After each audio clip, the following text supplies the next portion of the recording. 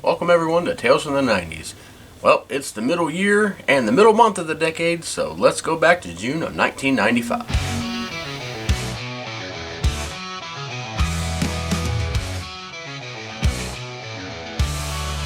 Tales from the 90s never die.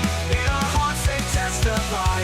VCRs and mixtape spins, where every tale begins.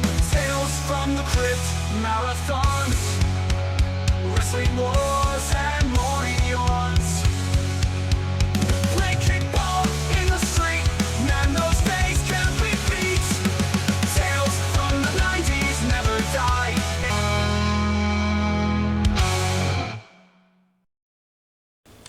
And thank you as always for joining us, whether you're watching here on Facebook or YouTube or listening to us on Spotify. Got a lot of different episodes out so far. This is episode 23 of this, our main show, I guess you'd call it. Got a lot of little other things going on. So not so little, but I mean, anyway. Got a bonus episode coming out on March 31st, I believe. Yeah, March 31st. It is all about WrestleMania. It's my top moments, matches, and memories. Well, I got that backwards. My memories, matches, and moments, as broken down into 3 segments. It's about a 2-hour long podcast, so I already got it recorded. So, sorry. If you don't like wrestling, you definitely want to skip that. But it goes through, you know, I rank my top matches and top moments of WrestleMania, and then talk about, at the beginning, I talk about some memories that I have. I've also got a karaoke series going, Friday Night Karaoke. That drops every Friday night at 8. Unless I happen to be at wrestling, and then it will be, I don't know. Could be on Thursday or Saturday, I don't know. Or earlier in the day even. Just whenever I feel like putting it up. The bonus episode will be on the Tales from the 90s Facebook page I got. The rest of the stuff I just post on my personal Facebook and also on YouTube. Also, the bonus episode will go on Spotify. I don't want to put any music stuff on Spotify because I'll really get hit with copyright stuff there. I've also have a watch-along series going, which I've already recorded like 6 or 7 of that, but I haven't put any out yet. My first one is I did the Hey Vern, it's my family album, the Ernest special from 1983. It's got different segments in it, so each segment will have its own video, so it won't be like a 45-minute video. Just me watching and giving memories of watching that as a kid. Also starting a new one I haven't put out yet either, where I go back and watch the, if you're not familiar with the Angry Grandpa on YouTube, rest in peace, Angry Grandpa. I'm starting at the very beginning, like, the very first Angry Grandpa video, and then just going on. I've already done one of those. Like I said, it isn't out yet. Also do video game watch-alongs, different random video games, and I've also got doing the Sonic Adventure series. Sorry, I'll try to speed up all these commercials. And I've also got another one. It's on a completely different YouTube. I can leave a link on here if you want to go to it. Also post it on Facebook. It's called Sunday Testimonials. Something completely different. It's all about Christian faith. I do some songs on there, which I'm doing in separate videos. The last time I put songs in with a sort of, it was the first video was sort of my like talking about my walk through faith throughout life and all that. But one of the songs got muted, so from now on I'm just going to do the songs different because YouTube always gets me the copyright crap everywhere, and Facebook, because Facebook was giving me the problem this time. But anyway, I think I covered everything. Yeah, I got a lot of stuff going on, but it's a lot of fun to do too. But as always, my main show is going to be Tales from the 90s, the podcast. If you've never watched this before, I pick a month and a year at random of the 90s, and I talk about it, looking through. I give some personal memories, but I also look at different stuff of the day that interested me, or maybe interest me now, but I didn't have as much experience with then. Like, I wasn't watching baseball as much then, but I extensively cover baseball on here. Cover stuff like sports, music, wrestling, Tales from the Crypt usually. It wasn't on season, so I'm not talking about it this week. Books. I do a commercial watch along. This one will be fun this week, especially. But just all kinds of different stuff. And once I get and I pick them at random too. Like last week I was in 1992. What was it? September. This week I'm in June of '95. So they're not like linear. I don't want to bore people by doing month by month, and a lot of people do that, and that's fine. But I like to jump around a lot, so you never know what you're gonna get on here. But once I have a complete year's worth of any year, I'll do a year-end review, I guess, the next time I do that year, and go through like with the top video games of the year, the top music, different things. I'm not even close to getting to a year done on any of these yet. Now, this is my second trip here through 95, and I believe 96 is the only year I haven't actually gone into, which is actually one of my years that I remember the most. So it just hasn't come up yet. But yeah, it's funny that I haven't done 96 yet. But this is, like I said, this is my second trip here through 1995. The last time we were here was about 6 episodes ago on episode 17. I was back in March. But at this time, I was 11 years old, and of course, being June, school's out then, I had just finished 5th grade. So getting ready for 6th grade, and I'll talk a little bit about that later. But I want to talk about some sports right now. And like I said, and just like picking a year and a month, I also randomly order the way the list goes. So you're not going to have the same, always talking about sports this week, or it's going to be sports at the beginning every time. You never know what you're going to get on here. Kind of keep it like that, so that way it don't get monotonous for you guys and for me. But, being in June, of course, what are we? The end of the 3rd month of baseball, almost at the halfway point. We'll be by the end of the month. But the leaders for the National League were the Reds. We were dominating the Central. And this is the first year where they they separated into 3 divisions. Originally it'd be in the Eastern and Western, and we were in the Western. Cincinnati Reds in the West of the country. It obviously made no sense. And of course they expanded, so they had to come up with the different divisions. But we were dominating the Central, and then the Phillies and the Dodgers were the other leaders.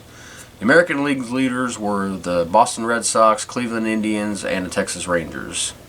And this year, the season started about a month late because they were still coming off that stupid strike they had the year before. A strike that almost completely ruined baseball.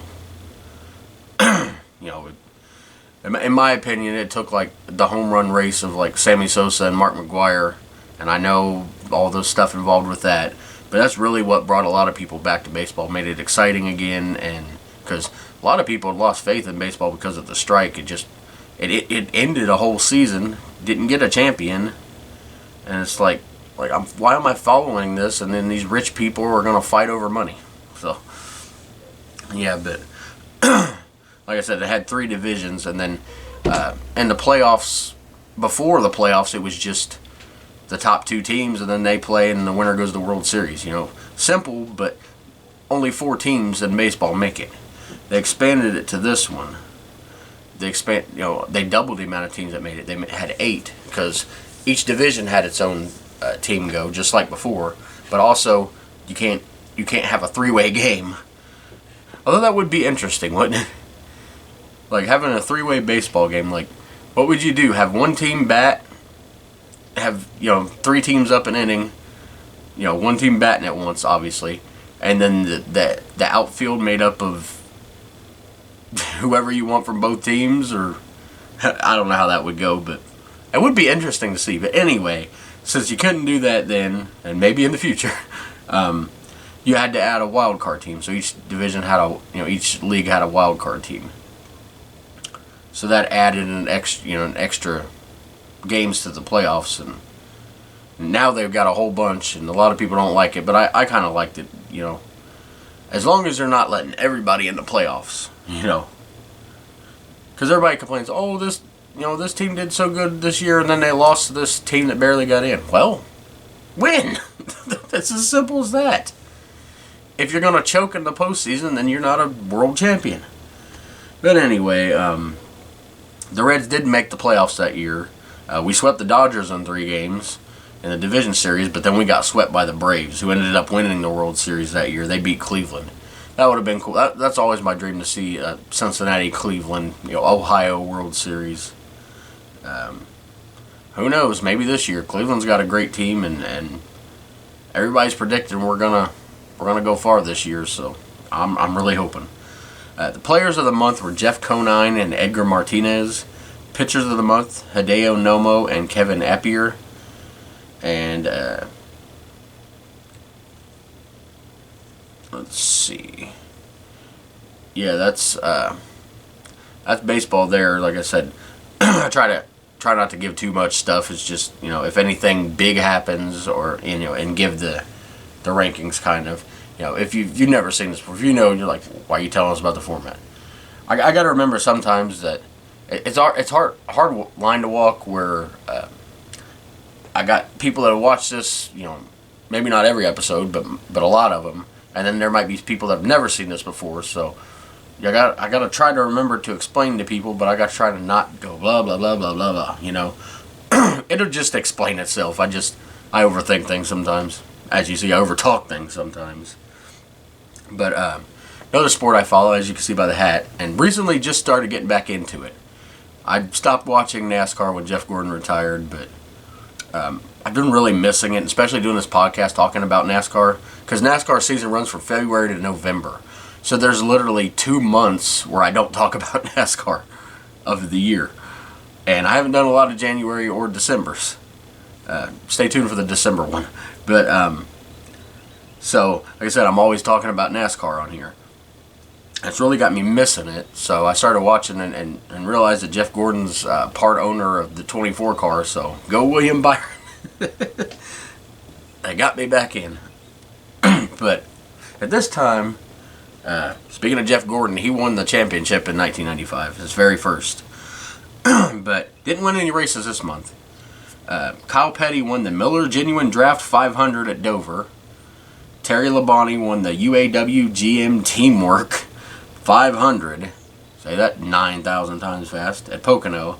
And then Bobby Labonte won the Miller Genuine Draft 400 at Michigan. That's something I've noticed. The Miller Genuine Draft, whatever number, isn't just like one race a year. There seems to be multiple races a year. I guess they had this big sponsorship where they'd sponsor a bunch of the races. Not like that anymore. You normally only see the name of the race one time a year. Power Rangers moving back here. This thing does work, by the way. See, lights up. This thing's awesome. As you can see, we'll be talking about Power Rangers here in a little bit.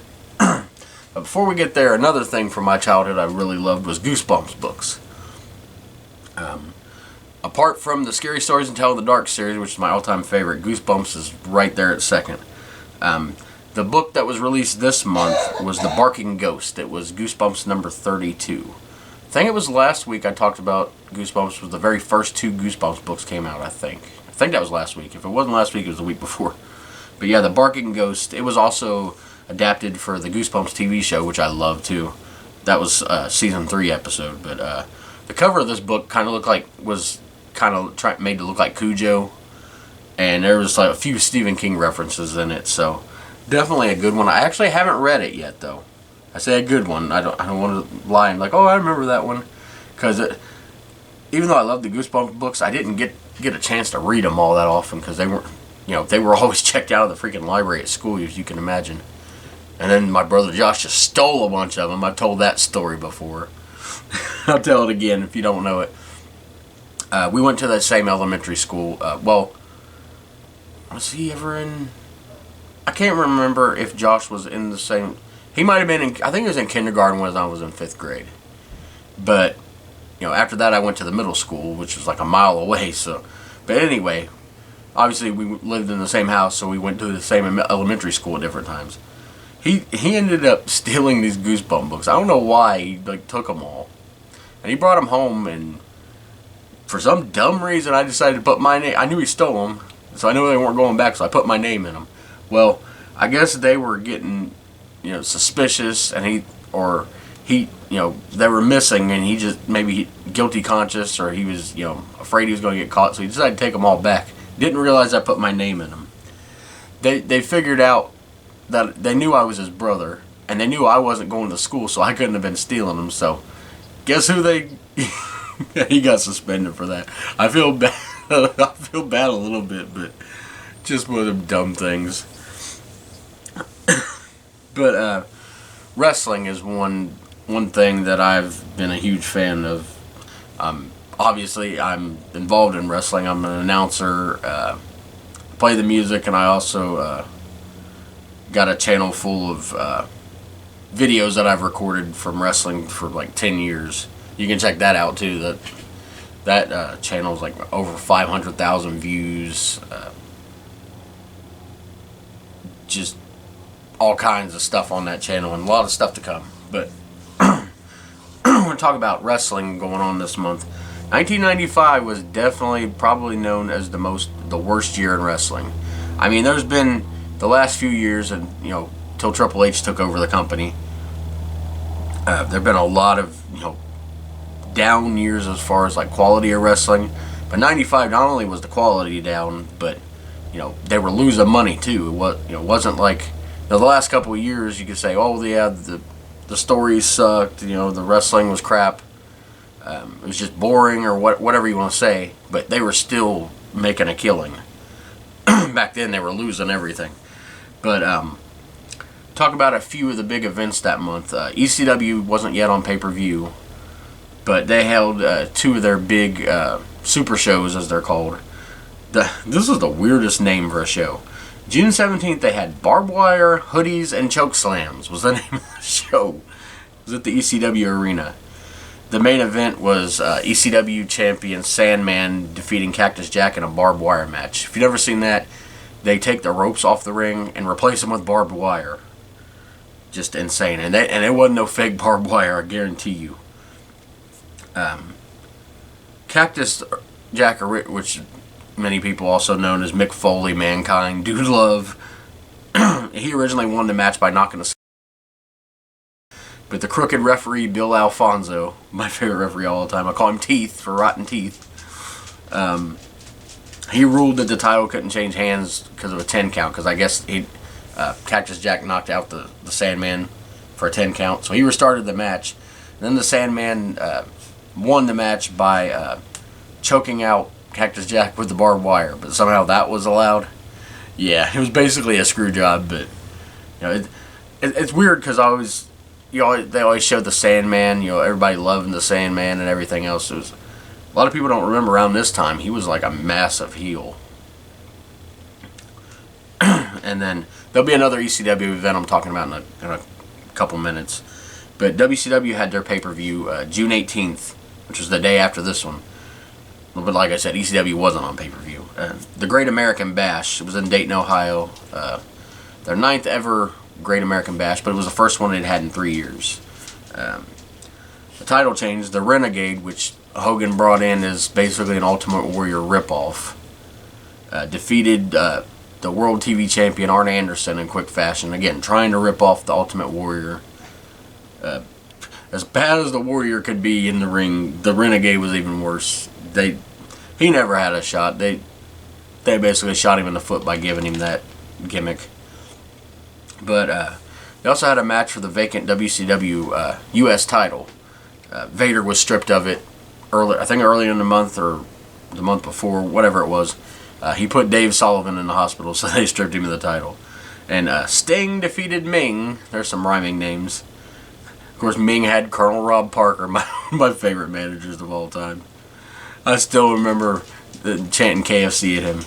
Some things never change in wrestling. But, the main event, Ric Flair defeated Macho Man Randy Savage.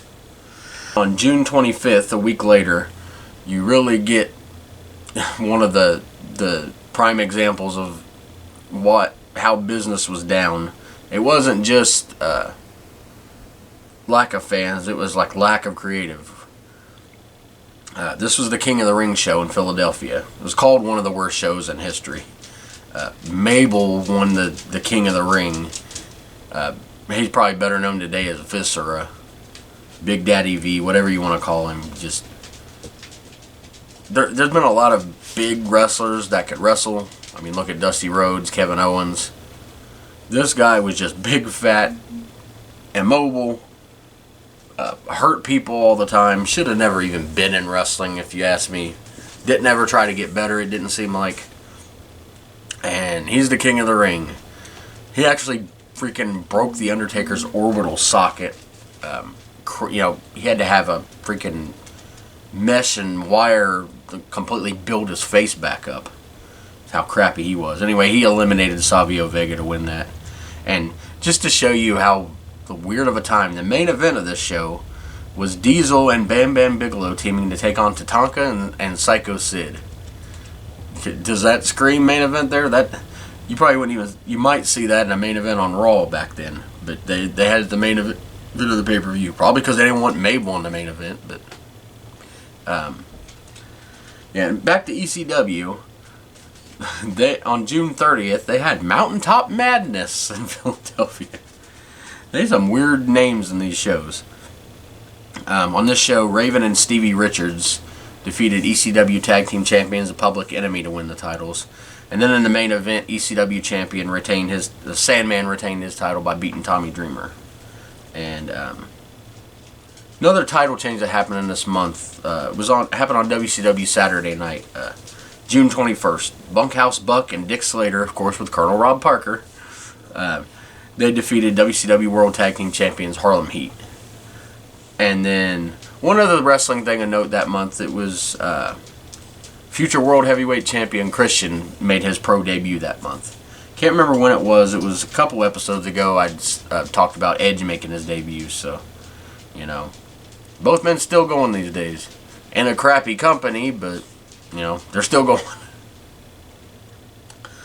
Now I want to talk about movies, and you might see some in the background here. First one I want to talk about is Batman Forever, and I don't know, you can let me know, am I the special edition DVDs of these? I don't know. I got this cheap 4-pack because I found it was like, well, I can't pass it up. I get all the 90s movies.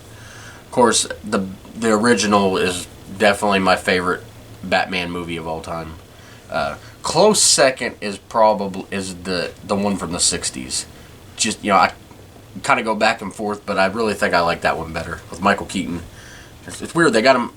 It's like that one's second, but it's here. Anyway, second one, Batman Returns, was great. It had, and of course I didn't mention that one, Jack Nicholson's brilliant portrayal of the Joker and in my mind the only one that's ever played him right beside the one back in the 60s. I hate the newer Joker's crap. I'm sorry, so stupid. They put way too much thought into it and just they overthink the stories, it seems. Yeah, that one had Danny DeVito as the Penguin. Batman and Robin was the fourth one, I believe. So it goes 1, 4, 3, 2. I don't know. But the one we're talking about this week is Batman Forever. That's the one that came out in June of 1995 in theaters. And, of course, it had Tommy Lee Jones as Two-Face and Jim Carrey as the Riddler. And then they replaced Michael Keaton with Val Kilmer as Batman. And a lot of people at the time were like, this ain't gonna work. Even I thought, it was like, why are they replacing Batman? But, over time, Val Kilmer's Batman, wasn't that bad. A lot better than George Clooney Batman. But, anyway, this is also the first movie where Robin was introduced. Because, obviously everybody knew who Robin was from the 60s and from the comics and everything else. But in this movie franchise, whatever you want to call it, that's the first time he was introduced. Definitely a great movie. I would probably rank it, I would probably rank them in the order they actually came out. First is best, second, third, fourth. But nonetheless, still a great movie. Movie on our list is The Mighty Morphin Power Rangers, the movie. Power Rangers, the movie, it sounds funny. But I actually have two versions of this. I have this, and then I have a version that has this and the Turbo movie with it, which was, of course, the second movie. Let's put that here. But Power Rangers movie is definitely different than the show, obviously. because it's all filmed for the movie. You know, the show, if you don't know about the Power Rangers, it was a Japanese series. And they used like the fighting and the monsters and stuff all from the Japanese series, but then they obviously filmed the Power Rangers and all that stuff, you know, with them talking and, you know, showing the actual Power Rangers. All that stuff was filmed here. So it was kind of, you know, spliced together, but as a kid you don't know any of that. You just, you know, you see Rita's mouth moving and she's not even talking. On some of them, I can't remember. Yeah, I think it was dubbed for her. Whoever did her voice. But anyway, for this, they filmed it all for the movie. And I believe it was Australia they filmed this movie in. But definitely you can tell they were Hollywooding it up with their suits were like shinier. And then they ended up getting the ninja suits. And this, you know, they had basically Rita and Zed found this actually they didn't find it. It was this company that was like digging, I guess, or construction, whatever it was. They were digging and found this like old egg. It had Ivan Ooze, the main bad guy from this, big purple guy, not Barney, but apparently he'd been put there years ago by Zordon, and anyway, they dug him up basically, and Lord Zed and Rita were happy about it at first, but then it was clear that they weren't going to work with them, and then he ended up putting Zed and Rita in a little snow globe, and using Goldar, and this weird pig guy for some reason was on there. And anyway, instead of the putties, he had the Tango Warriors, which are like giant birds. But obviously, he went to the command center and almost killed Zordon. Took their power away, so they had to go to another planet. I don't know, planet or solar system, whatever, and find these ninja powers that they got. And they had to fight these ancient, like, giant, I don't know, the rock monster things, but just like giant things on this planet, and they proved that they were worthy of the ninja powers, so they not only got them, but they also got new Zords to go with them. It was all based on animals this time, instead of dinosaurs. But, and then they come back and, of course, save the day, and meanwhile, while they're gone, I should say, Ivan Ooze has got, using this like purple goo stuff that he gives away to the kids, just throw it in your parents' faces.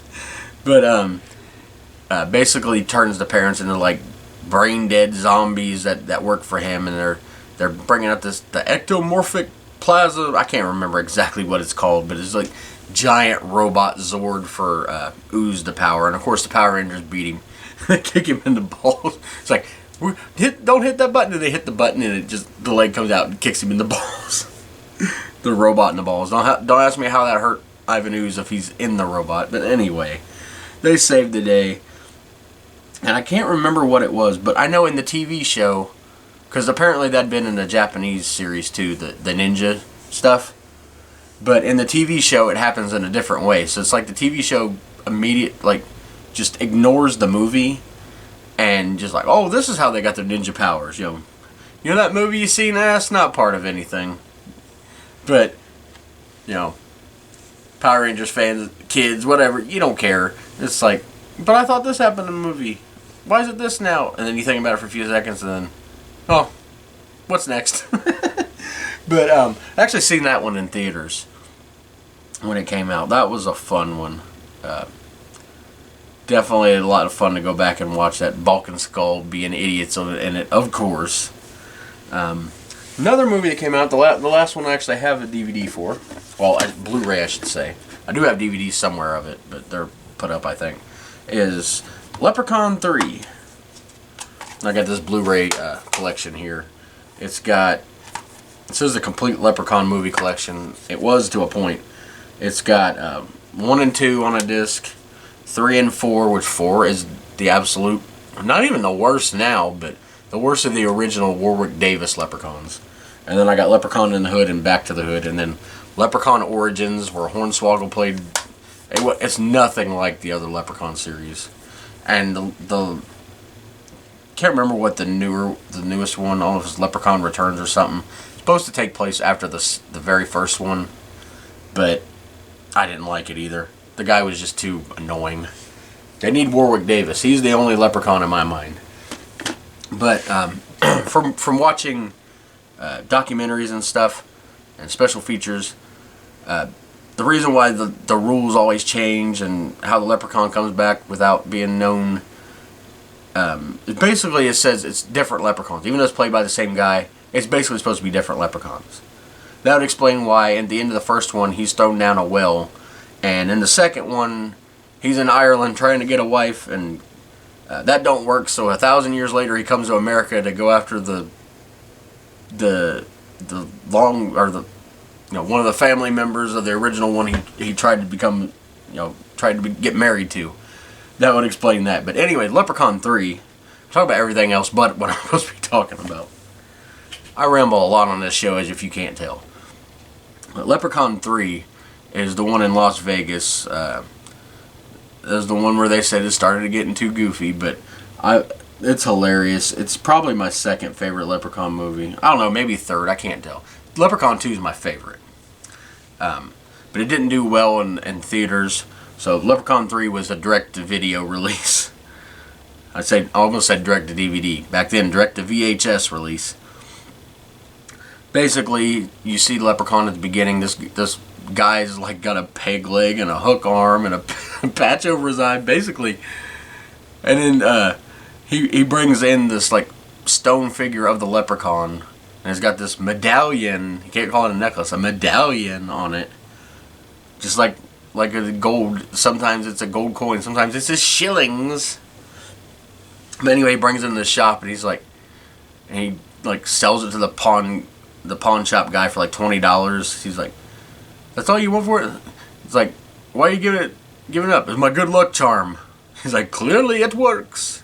Oh, sorry, I did an accent there. I'm gonna get banned. But anyway, basically this medallion is like, another new rule for Leprechaun.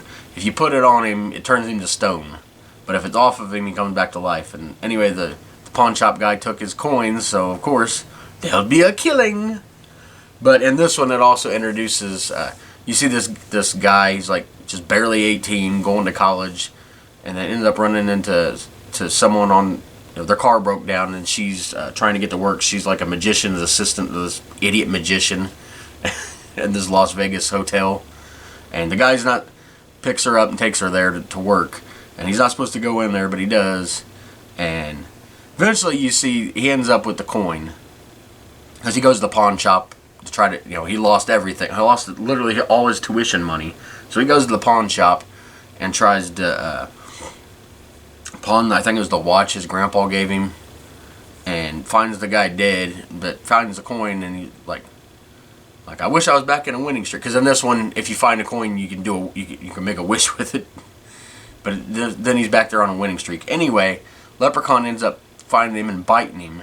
And in this version of the Leprechaun, apparently, if you bite somebody, and of course green goo goes everywhere, the guy starts to become a leprechaun. So, in the end, the Leprechaun loses, of course. But there's a lot of hilarious stuff in this. A lot of his famous one-liners. Definitely check that one out. The first one had some funny moments too, but compared to everyone else, the first one was like a normal movie. It was almost like the Nightmare on Elm Street thing, where the first one there's a little bit of humor, but mostly straightforward horror, and then as they go, it gets sillier and sillier. Again, Leprechaun 4, the worst one with Warwick Davis, even worse than the Leprechaun in the Hood ones. Those got a little annoying. But the Leprechaun 4 in space, all time one of the worst movies ever. Not just for the Leprechaun, for anyway, 2 more movies to talk about. It's the 7th movie in the Ernest franchise, Slam Dunk Ernest. I don't own this one. I own a lot of Ernest stuff, but not this one. Not one of my favorite ones, but it's still not a bad movie. You can tell they're starting to get a lower budget on these, though. Anyway, he works for this like cleanup crew at the mall or something, and they have a basketball team, and he's like as always, like the dorkiest guy. Nobody's his friend. They're all mean to him. But like this angel comes and like gives him these shoes. They give him all these powers, and all of a sudden he's everybody's friend because he can jump up and dunk the ball and slam dunk Ernest. It says it in the title. And then the last movie to come out, I didn't see it in theaters, and I don't own, but I wish I did, is Apollo 13. Great movie about the Apollo 13 mission, of course, starring Tom Hanks. I've heard people say the line and not even know what it's from, but Houston, we have a problem, came from this movie. I don't know if that was actually said like during the Apollo 13 mission. It could have been just something written in the script. It most likely was. But yeah, the Houston, we have a problem. That's definitely one of those great movies. I put up there with like Con Air and Armageddon, just those adventure type movies. Only this one's based on an actual story. Get memories. This week, like I said at the beginning, I was starting 6th grade. Not yet, obviously. It was June. Back then, we didn't start school till August. You know, we got off at the very end of May, and we had June, all of July, all of August. Did I say August? I meant September. I'm thinking of today's time. But it seemed like we got the full 3 months. We might have went to school a little bit in June, actually, if I think about it. I don't think we had more time off than kids these days. It just, they did it differently. It's probably the first couple weeks of June we had, and then... But anyway, you know, 5th grade was ending. We had our graduation. That Marky Foe took me to the bar to celebrate, because that's how he does anything, whether he's celebrating or whatever. If you don't know, Marky Foe was my stepdad. I don't know why we call him Marky Foe. We just did, and he was drunk all the time. But and freaking mean as can be. We weren't even allowed to go to anybody's houses. So I barely had friends. What friends I had were just from elementary school, so I barely had any. But 6th grade orientation, I remember I was so nervous because you know we'd been going in our neighborhood. We had, you know, there's like 4 or 5 schools. I went to Norwood View, but there was like 4 or 5 schools, you know, with elementary schools, and then they all converged on the middle school, and then of course eventually the high school. So a lot of these kids I didn't know, and being, you know, for some reason I seem to get shyer and shyer by the year. I don't know why. And just like more socially awkward each year.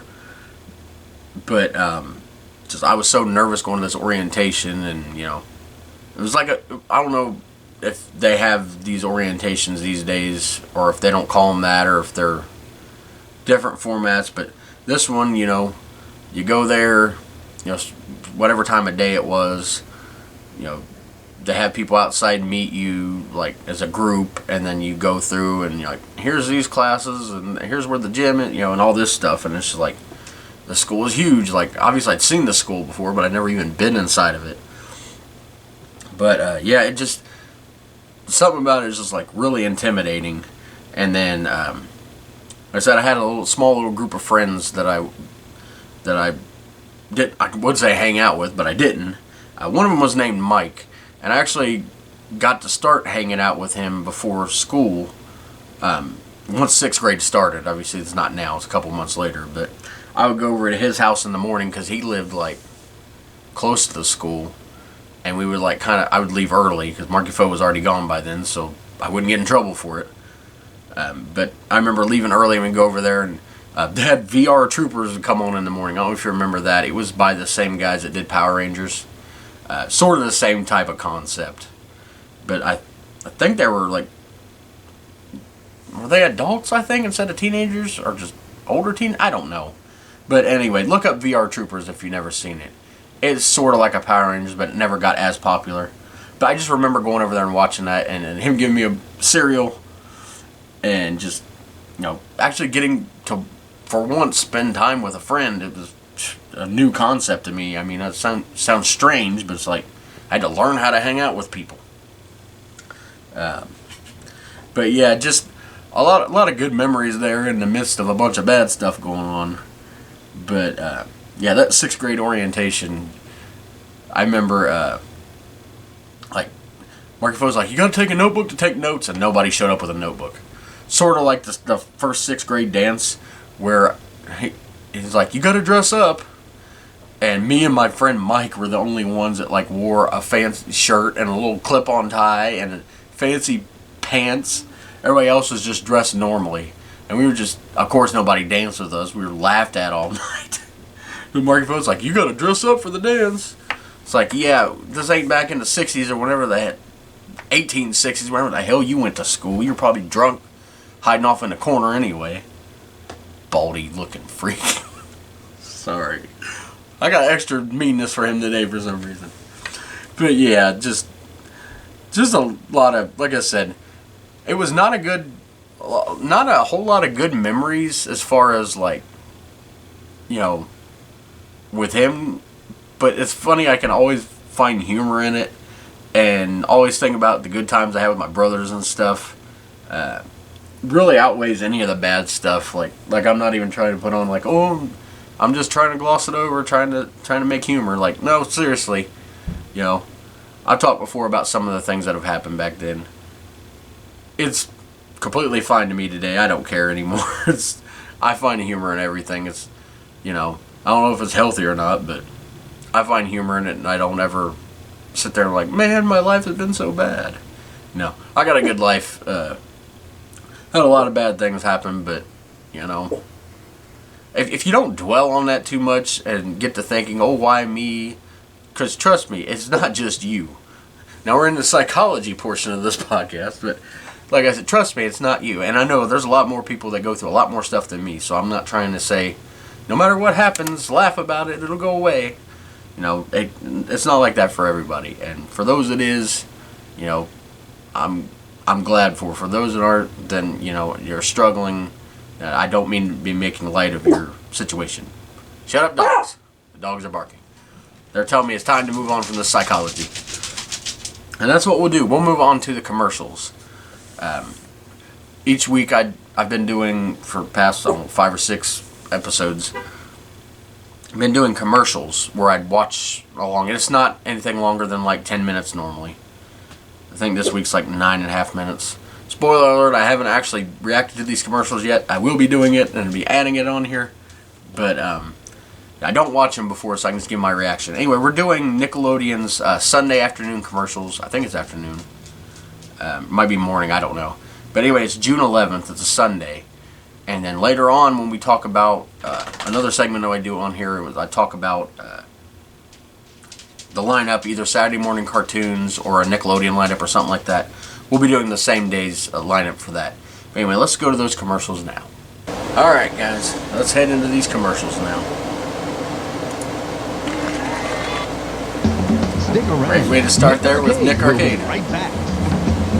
Love those Nickelodeon bumpers. Nick Days, brought to you by Alex Max Do-It-Yourself Chemistry Set.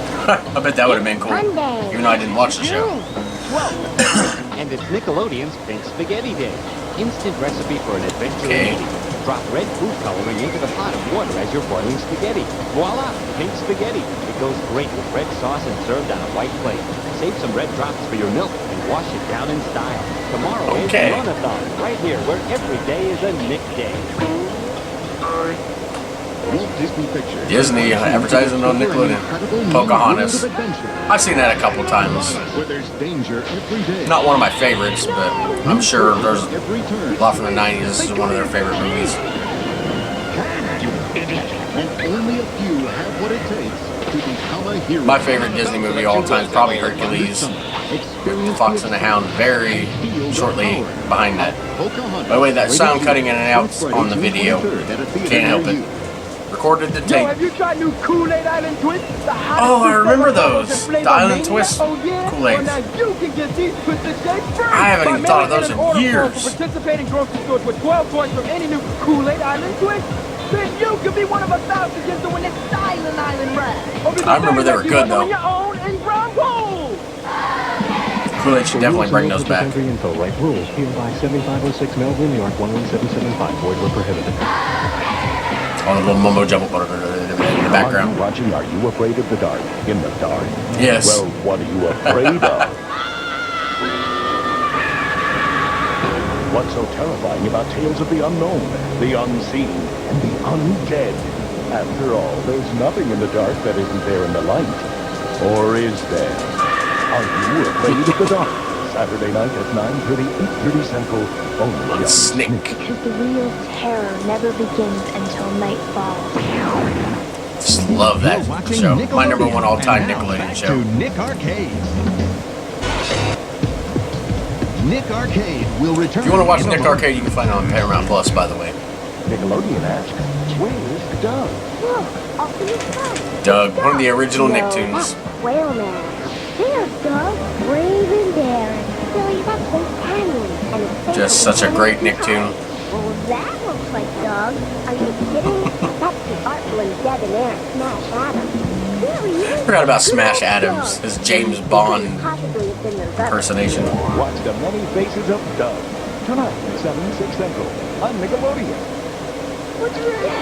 Well, those don't like cookies. They make Rainbow Chips Deluxe. Keebler Chips Deluxe cookies. Man, those are so good. I need backup. Roger. Release Rainbow. They weren't M&M's because they couldn't use the name of M&M's, but they were Rainbow Chips. Now do you believe in elves? If I say no, will they do that again? I remember that commercial. Uncommonly cool removable tattoo. Free inside specially marked packages of Again, back in the 90s, the free stuff you didn't have to put in little codes in your app. You Snick back with those Just get it. What happened to you? Only Snick makes this Saturday.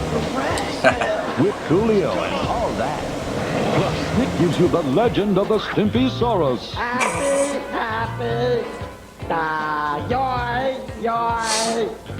Freaking Ren and Stimpy. Will chill your spine with the tale of the prom queen. Snick was just the greatest block of programming on Get on the Orange, which we all wish we had an orange couch. And now back to Nick Arcade.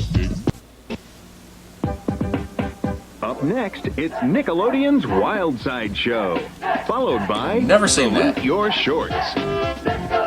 Definitely love Salute Your Shorts. And now it's time for an exclusive. Hi. Sorry about the Chris Bell, blurry. and I'm character designer here on Real Monsters. Man, I love You that do a lot cartoon. of people watching sometimes.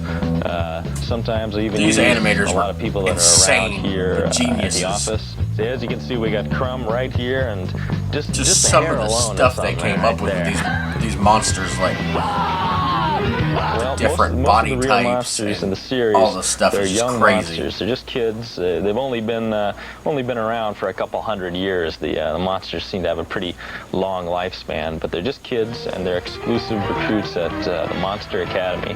All right, which one of you knows pickers? That teacher was so evil, even though the monster's supposed to be Basically, evil. just a lifetime of sitting in front of the TV is what got me started in animation.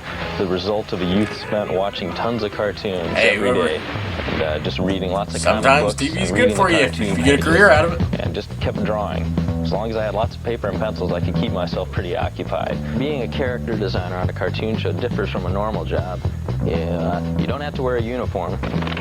This is one industry where you really don't have to grow up. Yeah, but I guarantee you, Remember that, it's a kids. Be a lot of cartoonist. work. Don't have You to gotta be a draw all the individual things. Like, Will you please shut up so that I can't imagine the amount of work they put into that, and to still have fun with it. That's so cool. Just the weird random bumpers they have. A wild adventure. I don't know what that was. Nickelodeon's Wild Side Show will return after this. Your Happy Meal's almost done, Al. McDonald's Happy Meal New commercial. machine. Better turn it off. Aha! What? New machines always have a few kinks to get Yeah, out. probably the ice cream machine. That's why it's always down. just doing our job. I understand. What you doing for summer vacation? I'm gonna check out Disneyland. Wanna come? Yeah. Yeah, Disneyland was never even a. Disneyland Adventures Happy Meal. 8 toys to How collect. about the closest we got to Disneyland? What a vacation! And we didn't even Maybe someday, but What do you like best about Sprint Cents? Sprint. The rates are a flat rate. It's no wonder Candace over the Bergen last from, few months, so many people Murphy have signed Brown. up for Sprint Cents. She was the 10 cents a minute every spokesperson evening for and all Sprint weekend forever. long. Here's a special 30 offer minutes for free Comcast every month for a customers. year. Call now and get Back 30 when you had to minutes pay for free long every month distance. for a Now it's year. just included with every phone plan. 2 minutes. A dime a minute is a wonderful deal. What are you paying for? 10 cents a long minute distance? was Comcast customers was call huge now then. and get 30 minutes free every month for a year. Comcast. We were always with Warner Cable and then Time Warner. Now it's For the latest in Spectrum. computers, look to Best Buy. Best Buy. Where you'll find the threshold of performance. Only The been in there like 133 once. I got a megahertz couple Pentium CDs, I think, and a book. It's standard in this new Packard Bell computer. Packard And Bell, with a ain't heard that 1.2 name. gig hard drive, 16 1.2 megs of memory, gig and Windows hard drive. 95, this is a computer And on the that was cutting edge. huge. Like I said, the cutting edge. Computer, 1.2 gigabyte hard drive. My computer's slow and it has over a terabyte. The obligatory Barbie commercial. Shapes are really cool. Press the handle down, it's fun to do. Teddy bears, ponies, hearts, oh gee. That's pretty Welcome cool. to your friends and family. Out they come. Wow! It's time to They don't make toys like they used to. So much interaction, so much imagination went into them. Comes with all this. You put it together. Dolls, gum, and It powder seems sugar, that not these days they included. just put out stuff from TV shows. Feel a crazy craving for Honeycombs. Honeycomb, honeycomb, me one honeycomb. I know. You see that crazy monster, you know it's honeycomb time. Honeycomb, the most bland cereal that was like tasted amazing. Like it looks so bland, but it tastes so good. Crazy craving for They changed the recipe on it, but I still Now you think. get up to What do we $6 got off here? these Sega Pocket arcade games with Honey Box. Huh, I for Sega barely Pocket remember arcade games. the. Inside marked boxes of Honey I remember the Honey Bucks, but I barely remember the Sega Pocket games. It was like the now, Tiger back to Electronic handheld Nickelodeon's games. Wild Side It wasn't the Show. Game Gear. It was just like standalone little games. Nickelodeon's Wild Side Show will So it looks like the Wild after Side this. Show was sort of like a nature show. Yeah, I never watched it. Hey, this is John B. Catch me on All That on Saturday night, only on Nick. I'm sure he's popular with the teenagers then, but I had no idea who that was. How'd I get here? Pretty smart, huh? You'll never get these smarts. Brain drain. NFL stats, passing yards, rushing yards. Sacks, quarterback rating, touchdown. Game prediction. Fantasy game. 1,300 players. NFL Super Data Blaster. Wow, the that was electronic like a- organizer and stat machine. Hey, boys. That would have been. That was like cutting edge technology We're then. gonna try squeeze play on your brain. I would have loved to have one of those. Because I wasn't as into sports then.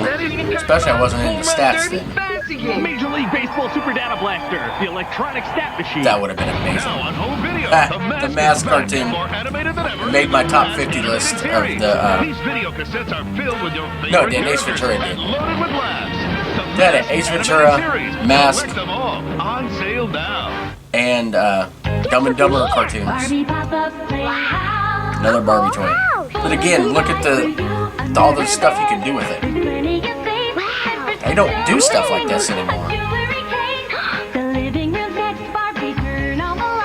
If you like freaking Barbie dolls, you were like seventh heaven if you got one of these things. And then you just take it with you. And a Barbie pop-up playhouse carry case is full of Barbie pop-up dolls sold surprises. separately, I All bet. batteries not included. Oh, doll and Barbie, or doll and batteries not included. Bumble ball bolters. You know what I mean? Toys R Us. More big bolters, bumbling, bumping, and bolting. I think they recently started coming back, but Toys R Us, the world. I used to work at Toys R Us Yes, sirree. at Christmas time. It was hell. But anyway, thank you for joining us with the commercials. Let's get back to the podcast. A lot of great memories there. There's a good chance that I was watching these commercials at my granny's house because normally didn't get to watch hardly any Nickelodeon at home between Marky Foe controlling the TV and a lot of times just not having cable. But we'll get into more of that coming up after this. But next I want to talk about music. Another huge part of my life. Country music, my all-time favorite. I didn't listen to hardly any pop at all.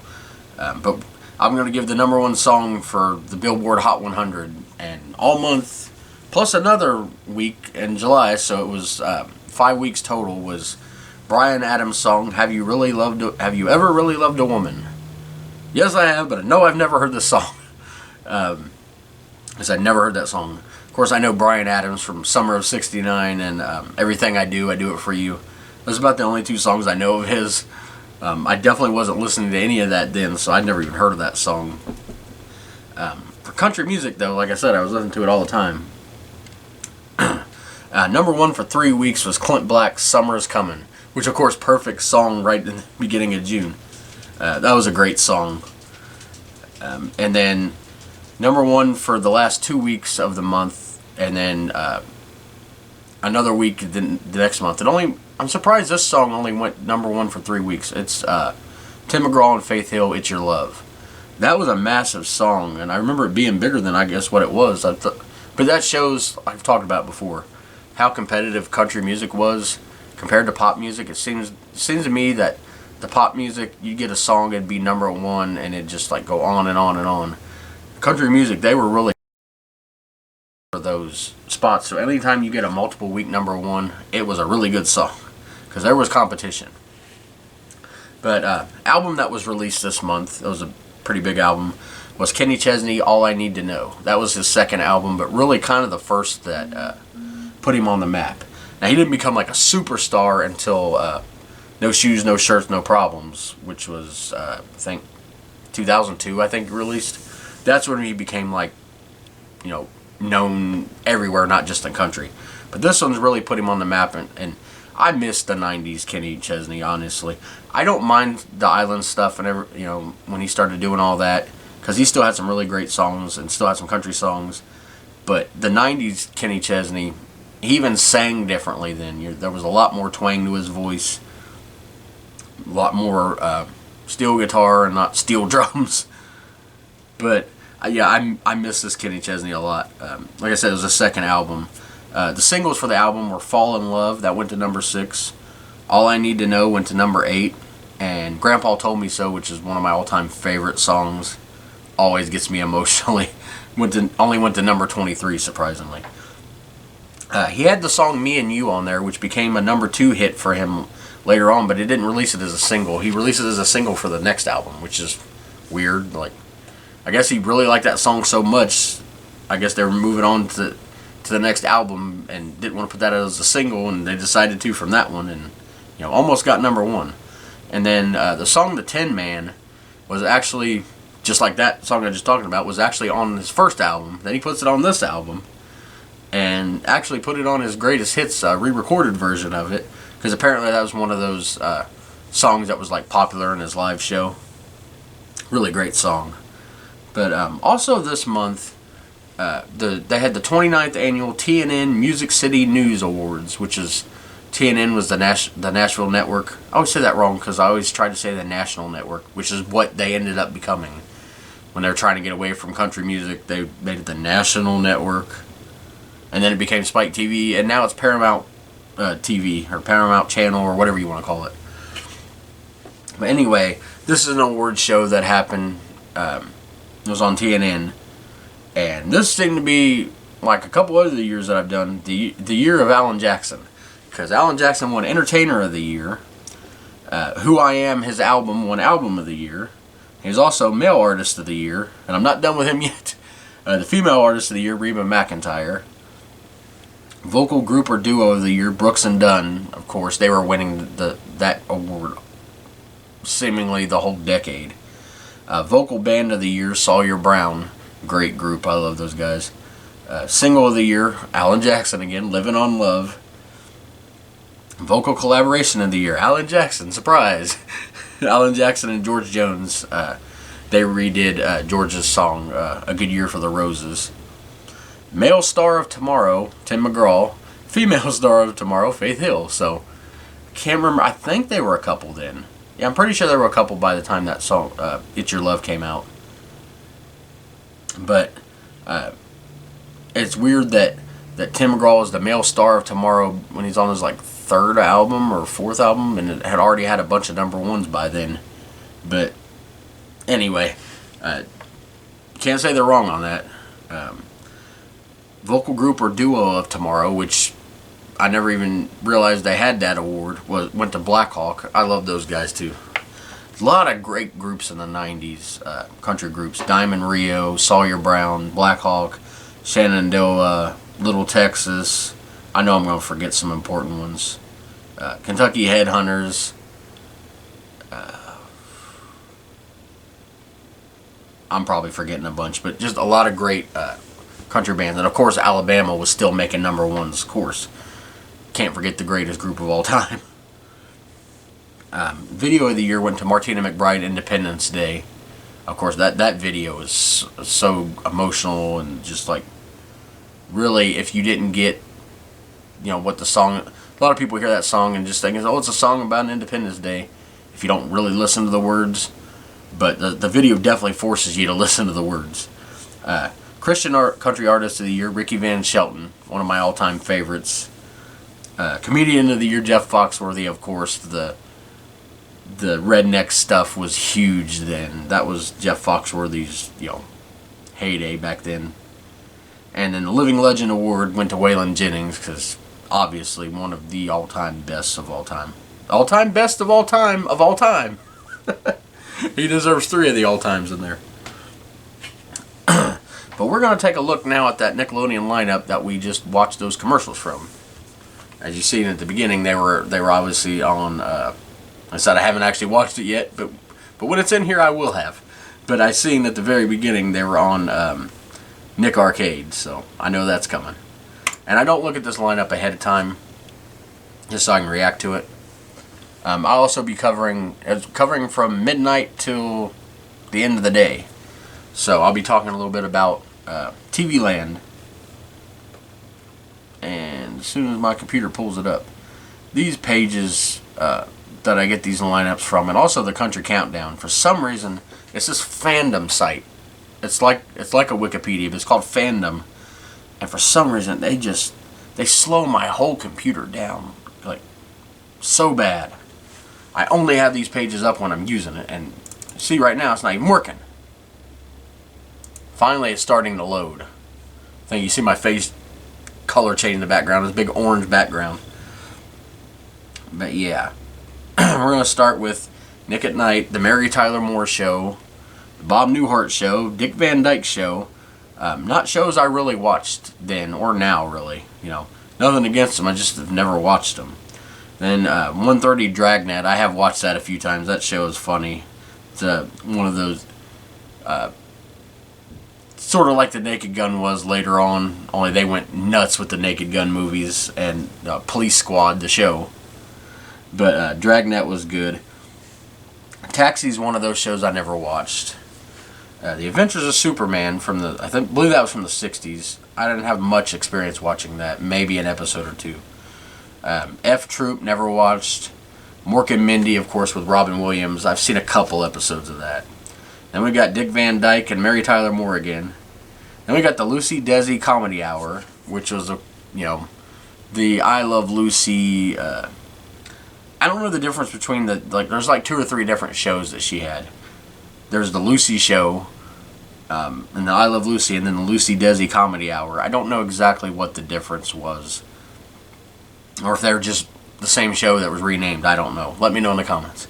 But at 6, our actual Nickelodeon starts. We start with Flipper, and I'll just say my last bonus episode that came out was number 5. It was my top 50 Nickelodeon shows of all time. So a lot of these on here made that list. Flipper definitely was one, and Lassie. Those were the classic shows. Of course, they were before Nickelodeon, but they were shown on Nickelodeon, so I included it. That was my qualifications. It just had to be on Nickelodeon. Because if I just stuck with just stuff that was on Nickelodeon, I wouldn't have enough for a top 50. And it's not just about filling out the list. Like, a lot of these shows I experienced for the first time on Nickelodeon. Like, I'd never seen Flipper or Lassie. I wasn't around back then. I was going to say I was dead. I was dead then. No, I wasn't alive then. So I'd first seen them on Nickelodeon. But 7 a.m., which is must have been from the commercials, Nick Arcade. One of the greatest game shows of all time, not just for kids. If you love video games, you got to check that out. That's on Paramount Plus for sure. Gumby was on at 7:30. I love that. Of course, like I said, I never realized Gumby was around in the 50s. And then 8 o'clock, The Adventures of Tintin. Not to be confused with Ren Tintin. This is a show that was originally a French show that they dubbed in English. It's about this boy. He's like a reporter, and he goes around basically solving crimes and stuff. Traveling on the train with his dog and his friends. Just, kids do that. 8:30, Beetlejuice. Of course, the cartoon based on the movie, that they had a ton of those in the 90s. And from 9 to 10, we get Looney Tunes on Nickelodeon. Never go wrong with Looney Tunes. Then at 10, we start with apparently the Nicktoons portion of the day. We've got Rugrats, the very first Nicktoon. 10:30, Ah Real Monsters. Those are fourth or fifth Nicktoon, I can't remember, but I love that one. Ren and Stimpy, one of the original 3 Nicktoons. Still can't believe they showed this to kids at 11 o'clock in the morning. And then to round out those, the next one was the fourth one. Rocko's Modern Life. That was the fourth Nicktoon. It was like a Ren and Stimpy as far as like the adults get the jokes more, but it was more subtle than Ren and Stimpy. Like Ren and Stimpy, even kids could tell that they're doing disgusting stuff. Rocko's Modern Life, a lot of the jokes were more subtle, and a lot of the stuff was more subtle to where it wasn't like jumping out like kids shouldn't be watching this. And at noon, The Adventures of Pete and Pete, I never never got into that really. Same with The Secret World of Alex Mack. I just never got into those. Then at 1 o'clock, we've got All That. Definitely one of my favorite of all times, Mad TV. Do not like Saturday Night Live. 1:30 is The Tomorrow People. I don't remember watching that ever. 2 o'clock, You to You. I don't know what that is. Never even heard of that. I don't know if it was a show or if like one of those hours like the You Pick. Because it has a You to You. Because Nickelodeon had the You Pick blocks in the afternoon sometimes where people could like write in and tell what they want to watch and they put it on. Of course, that back then you had to write in. You couldn't email them. Email was barely started then, and certainly kids didn't have emails then really. And you couldn't just text it or go on the app. You had to literally mail in a letter or a postcard saying what you wanted on. But 2:30, I considered it a game show, but it's not really a game show because there's never any points accumulated or prizes won. But Wild and Crazy Kids, it was like a game show meets field day at field day at the end of school year on elementary school. We used to go outside and play those like outside games and stuff. That was pretty much Wild and Crazy Kids, but like Nickelodeonified. So there was like all kinds of messy stuff, and they would go to like amusement parks and they would do like races there and go through like the water slides and stuff. Nickelodeon Wild Side Show. Never heard of that one. At 3:30, Hey Dude, love that. It was the teenage comedy where they're at the Dude Ranch. Then at 4 o'clock, Welcome Freshman. Never watched it. I've heard of it, but never watched it. Then at 4:30, we get my favorite game show of all time, Family Double Dare. Love that one. Loved all the Double Dare versions except the remake they did with that annoying woman on it. Ugh. I think it was 2018 that thing came out. But I love Double Dare 2000, Super Sloppy Double Dare, but my favorite of all time is Family Double Dare. Then at 5, we get Nickelodeon Guts, of course, a classic. Basically American Gladiators for kids. Then at 5:30, my number one Nickelodeon show of all time, Are You Afraid of the Dark? And some of these they give the titles of the episodes. This Are You Afraid of the Dark was The Tale of Jake and the Leprechaun. I remember that one. That was a funny but it's still scary one. Then at 6, we got Rocko's Modern Life again. Adventures of Pete and Pete. My Brother and Me, I've never seen. Roundhouse, I remember that a little bit. Then at 8, we got Nick News. It's like the transfer point between Nickelodeon and Nick at Night. So it's like, okay, kids, Nick News is coming on. Time to get ready for bed. Then at 8:30, we start Nick at Night. We got Taxi again, Dick Van Dyke Show. See, there's I Love Lucy. So there must be a difference between I Love Lucy and the Lucy Desi Comedy Hour. Then we got Mary Tyler Moore, Bob Newhart, I Love Lucy again, and then the Lucy Show. Okay, they've got 3 versions of this. Obviously, Lucille Ball was very popular among the parents and the grandparents of kids watching Nickelodeon in the 90s. That's apparent. They had all those shows on there. But yeah, that's the Nickelodeon lineup. It was a Sunday lineup, so 8 o'clock, put on Nick News, get ready for bed. Although it was a Sunday and June, so unless it was the very beginning of June, most of the kids were probably allowed to stay up a little bit later. But, yeah, just a lot of great memories there. And sorry about the shows where I don't remember. If I don't remember it, I'm not going to pretend to, you know. I already take up enough time in this podcast. I'm not going to look up each show and explain it each time I go through this, because a lot of times these shows show up and I just say, I've never seen it, and move on. Maybe someday I will watch them, which would be a cool, kind of a cool thing, you know. Then I can say, yeah, I've watched some episodes of this recently. I think I would have watched it then. Or maybe, you know, I see why I didn't watch it. But speaking of TV, I'm going to end this one. I'm going to talk about TV. I've talked about the lineups throughout the years. Not the years doing a podcast, the years of the podcast. And kind of ran through like almost all the shows I remember watching back then. So I'm trying to take each month and come up with put a spotlight like just on one show. And for this month, I'm doing it to a show that was actually ending its run. It would be brought back in 2000. But this show is Supermarket Sweep, which I've talked about before, but I'm going to go a little more in depth this time. It was originally a show from the 60s, but this version I remember watching was on the Lifetime channel, because I always remember that and Golden Girls being on there. It ran from February 5th, 1990 to June 16th, 1995. And the original one was an actual supermarket, which I've never even seen that one. And the remake that came out in 2020 with that annoying woman. There seems to be a pattern here where they bring an annoying woman, and it's not even the fact that it's a woman. It just happens that both of them that wasn't a woman. There's plenty of annoying men on TV. Trust me, not trying to be sexist here, but stop bringing back these shows if you're gonna ruin them. Like the Press Your Luck remake that they've brought back. I really like that show. The woman's not annoying on that. That's a really good one. They did a lot to stick to the original and then add to it. But anyway, I'm not talking about the crappy 2020 remake. I'm talking about the 90s one. This was not in a store. It was on a set, and it featured. If you don't know how this show worked, it featured 3 teams of 2 and had 3 rounds. Start with a mini sweep, where you'd have to go find. There was a toss-up question, and then the winner got to go look for got points. First, I got time added because. And the main thing to see who wins, you're basically going through the store and trying to get as much stuff as you can to try to get the highest total is basically what it is. So throughout the first round, you'd be trying to build up more time, so that way your team had more time to shop. But anyway, the winner of this mini sweep got time added, and then they got 30 seconds to run through a store and try to find a product that had the show's logo on it. And then they get additional money for that.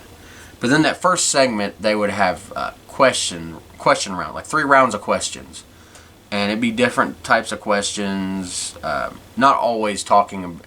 Mostly it was talking about products in the store, but sometimes they would have other categories on there. But like mostly try to focus it on different products they had in the store. But anyway, that's where you would earn bonus time.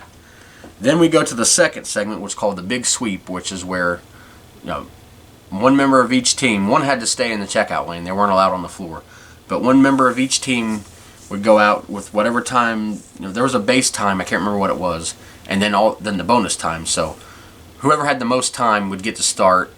That's how it would work. And then the other teams would go, it would be based on the times. But anyway, what you'd do is you'd have to go through with the shopping cart and just the one person. And you would have to, like I said, get as much stuff as you can to try to get the highest total.